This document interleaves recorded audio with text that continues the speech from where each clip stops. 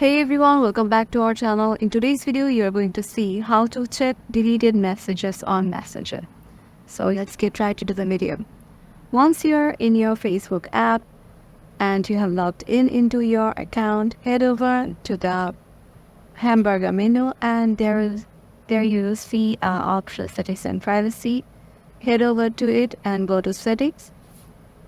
If you scroll down, you can see an option download your information. Click on it. Click on continue. Here they will allow you to download your information.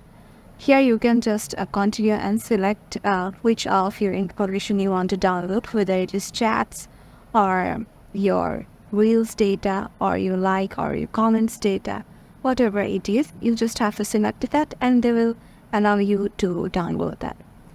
And yeah, that's it. Once you have downloaded the file, you just have to reach out to it, open it, and you will be able to see the deleted texts and messages.